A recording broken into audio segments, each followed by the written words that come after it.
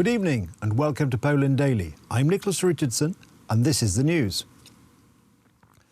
According to the Polish Ministry of Health, there have been 4,394 new confirmed cases of coronavirus infection and 3 new deaths in the last 24 hours. When asked today by journalists whether the government is considering introducing a state of natural disaster, Polish Prime Minister Morawiecki did not give a clear answer. However, he did emphasise that the new restrictions that have been introduced are needed and that the government is determined to implement its chosen strategy for fighting the coronavirus. There are people who do not want any restrictions, and there are people who want us to shut down the economy. We have our own, more proper strategy for fighting the coronavirus. We need these restrictions, and we need these bans, but we cannot let the economy be shut down again, because it will cause harm for hundreds of thousands of workplaces, people's lives, and Poland's financial possibilities. That is why we need to be reasonable. We speak with our political adversaries. After many international consultations, we believe that our strategy, based on shutting down some areas of public life, which could be dangerous, including mass events, gatherings of people, is right, and we will be implementing it. Visiting Ukraine, Polish President Andrzej Duda today met the President of Ukraine, Volodymyr Zelensky, and the Prime Minister Denis Shmyhal. In order to emphasise the importance of bilateral relations, both presidents signed a declaration signifying a strategic partnership. Both presidents also confirmed their readiness to engage in dialogue on their country's common and at times difficult history. Poland and Ukraine have to live in peace, friendship, and common respect. We always have to remember that many enemies of ours want to play us against each other. We can say one thing, it's not going to happen. I'm convinced that there won't be any disputes between our countries. I'm very happy that I could pay tribute to the Polish and Ukrainian victims, because both of our nations suffered and were persecuted during Stalin's regime, which tried to destroy them. I'm very satisfied that today we could talk about the current situation and our further cooperation, the path of which we indicated in the declaration we just signed. This declaration clearly shows our attitude towards the current situation and the most important matters, including economic, political, matters regarding safety, which are very important today, and also historic matters, which I believe, despite all hurtful aspects of our history, will help our nations to strengthen our relationship, because we are neighbors and we are friends.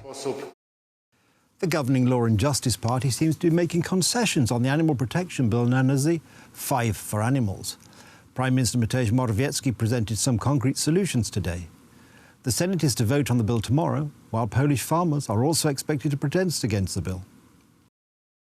The political battle over the so-called 5 for Animals bill is far from over. Today, 2 Senate commissions took up the matter, the Legislative Commission in the morning and the Agricultural Commission in the afternoon. However, before the Agricultural Commission began its proceedings, Prime Minister Morawiecki presented the government's proposed changes, including the idea of creating a state animal protection inspectorate, vacatio legis, until 2022, and ritual slaughter to be performed on poultry only. Ecological organizations and other people who observe the inhumane treatment of animals would be able to report this to the State Animal Protection Inspectorate. However, non-representatives of the government would not have the authorization to verify that.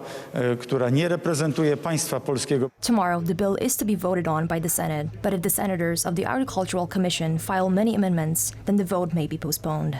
There could be another session of the Commission, so we could vote on October 14th instead. To be honest, no one really say what will the bill look like in the end. The Liberal Polish People's Party wants to reject the bill in its entirety, but this scenario seems unlikely. It does not improve the well-being of animals, but in turn destroys the Polish economy and raises the prices for agricultural products for consumers. This bill should be rejected, and we're encouraging all the senators to do so. Meanwhile, the Left Party wants the bill to be adopted as soon as possible. We don't know yet what amendments will be adopted, but this is a good bill. The Left Party wants the unnecessary suffering of animals to end. We really do not have to murder animals for fur. The amendments proposed by the Prime Minister today include compensation for businesses and agricultural producers who wouldn't be able to switch to a different kind of production, namely fur farmers. The compensation mechanisms are to be enforced from January 2022. The Senate confirmation hearings of Amy Conway Barrett, nominated by President Donald Trump for the vacant seat in the United States Supreme Court, began today. The Democrats are against this appointment, are saying that the appointment process should take place after the presidential elections next month.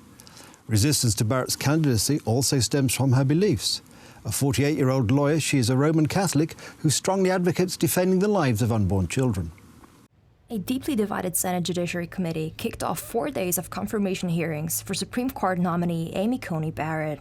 The process was divided into several stages. Tomorrow, Barrett is scheduled to have an opening speech.